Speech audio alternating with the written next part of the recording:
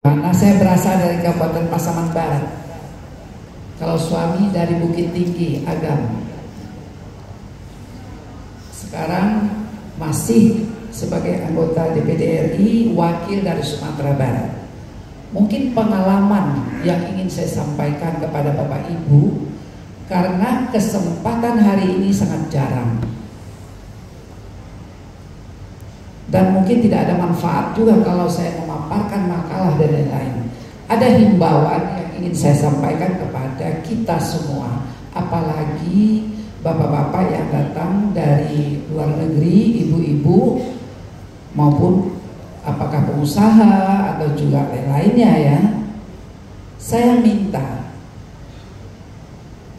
dalam pertemuan kita selama beberapa hari ini, ada hendaknya yang konkret,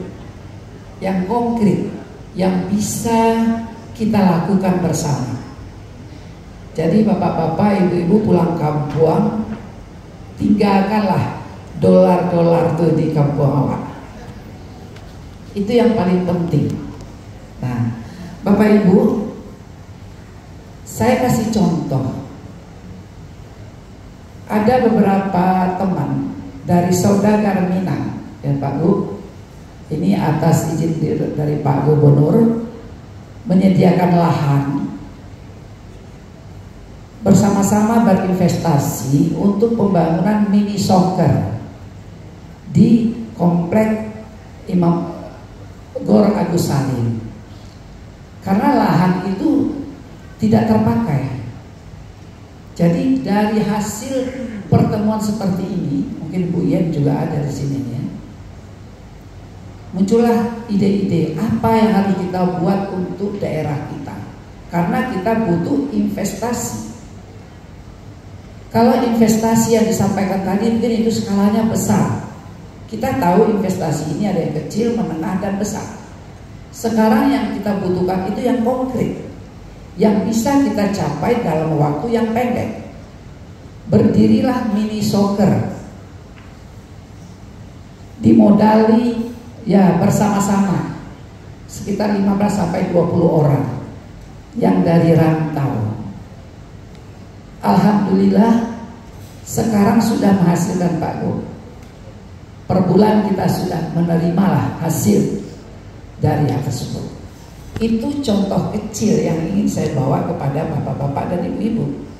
Nah, sekarang kita punya persoalan di daerah ini. Pertama, kita seperti Ibu Erita buka restoran ya di luar negeri. Kalau kita capai ke sana itu mungkin modalnya banyak. Harusnya Sumatera Barat punya rumah makan atau restoran Minang yang higienis, standar. Sekarang Bapak Ibu, yang susah itu kita dapatkan. Di luar mungkin bagus, tapi sewaktu kita masuk ke dapur, ya, masuk ke fasilitas lain, itu tidak mencerminkan rumah makan yang sehat. Kita sekarang jualan pariwisata. Ibu-ibu, ya mohon maaf, saya termasuk orang yang suka berjalan juga ya. Jadi banyak tempat-tempat yang kita lihat. Ini sangat kita butuhkan. Ini kami sama Pak Dirwan ini mungkin sekian puluh tahun yang lalu pernah menggagas ya Pak Dirwan, rumah makan Minang di Malaka. Udah jalan, ya udah jalan. Kami dirikan rumah makan Minang di Malaka, rumah makan Minang di Malaka, sehingga kami itu hampir tiap minggu bolak-balik ke Malaka. Itu beberapa teman-teman Kadin.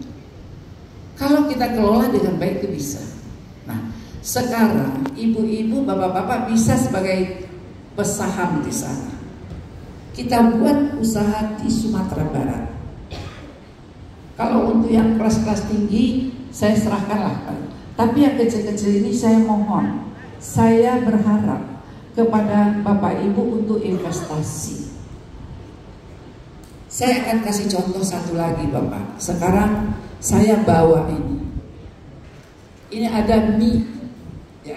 Jadi ada 2 varian yang diproduksi oleh teman-teman kita yang bergabung di dalam satu koperasi komunitas sekitar 30 orang. Mie ini nanti akan sampai ke tangan Bapak Ibu. MSG-nya sedikit sekali. Dan ini rasanya, jadi tahun 2021 sebetulnya sudah muncul, tapi karena persoalan rasa di lapangan, jadi tertunda. Sekarang kita pasarkan lagi, dan kita tahu bagaimana mie itu 14 miliar bungkus satu tahun dimakan, dikonsumsi oleh orang Indonesia. Kenapa kita Sumatera Barat tidak mengambil bahagian di sana?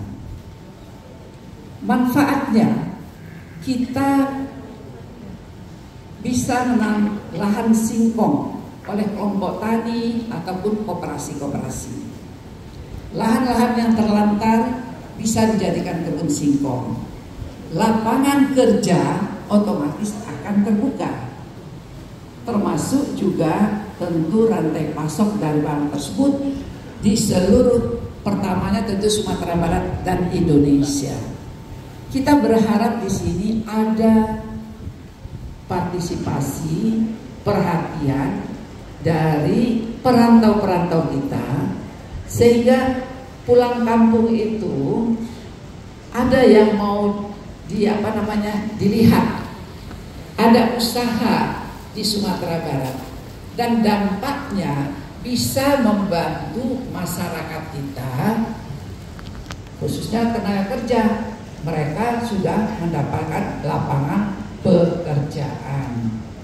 Bapak Ibu, ini mie yang diproduksi ini ya, jumlahnya kalau kebutuhannya itu kan cukup banyak sekali. Dengan 25 ton saja per hektar dibutuhkan lahan yang luas ya, dan bisa membuka lapangan kerja 1,5 juta lapangan pekerjaan. Ini yang kita buat di Sumatera Barat, yang pertama bernama mie Minangkabau, tapi karena perizinan sekarang namanya tetap Minangkabau tapi ditambah dengan Nio Mie. Nah, Nio Mie, jadi mau mie ya, mau mie. Nah, ya mau mie. Nanti kita bagikan Bapak Ibu. Kenapa saya angkatkan ini? Karena ini hal yang kecil, tapi dampak ekonomi untuk lingkungan itu sangat besar. Jadi kalau kita ambil klasifikasi investasi dalam jumlah besar, silakan. Tadi sudah dipaparkan dengan lengkap. Menengah dan yang kecil. Nah, yang pertama tadi saya mengajak. Yang kedua, kalau kita punya unit bisnis di sini, tentu dikelola secara profesional. Jadi tidak usah khawatir, uang Bapak Ibu itu bisa aman kalau kita kelola secara profesional, ya. Nah, kalau sekarang peserta kita ada sekitar 60 ya, berapa? 60 yang dari luar? 120. Saya membayangkan Pak, 120 kali 100 juta aja masing-masing meninggalkan uang di Sumatera Barat. Berapa duit yang terkumpul? 1,2 ya, bisa 12,5. Itu bisa kita melakukan sesuatu yang produktif. Tentu ini perlu kajian lagi, perlu pembicaraan lagi untuk masa yang akan datang. Jadi saya berharap kepada ibu-ibu, bapak-bapak, mungkin perlu kita tindak lanjuti. Tidak mungkin kita putuskan di sini, kita tindak lanjuti. Kira-kira apa yang sesuai yang kita buat. Tapi harus ada sesuatu hasil dari MDN ini. Karena ini ibaratnya kesempatan kita untuk bertemu, kesempatan kita untuk berbicara lebih luas lagi. Jangan sampai hilang begitu saja.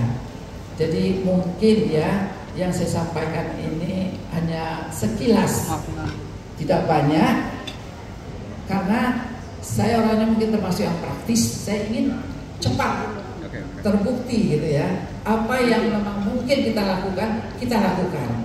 Karena saya turun ke daerah-daerah Bapak Ibu, kita bicara kemiskinan. Kata Pak Gubernur memang 6%, betul. Orang kaya Sumatera Barat banyak, betul. Tetapi yang 6% ini, kalau bapak-bapak ibu-ibu pergi ke daerah itu kita miris. Kita orang Sumatera Barat, persaudaraan kita itu kan cukup kuat. Tapi ternyata di daerah kita masih ada saudara-saudara kita yang mungkin di luar pemikiran kita tentang kehidupan mereka. Mungkin Pak Gubernur, saya sebagai wakil itu mungkin nggak hitung jam ya, hari ya Pak, dihubungi minta bantuan berbagai macam. Jadi kita harus berpikir bagaimana memberikan peluang kepada mereka untuk produktif. Nah, mungkin itu yang bisa saya sampaikan Bapak Ibu. Saya mohon maaf ya, mudah-mudahan bermanfaat walaupun sedikit.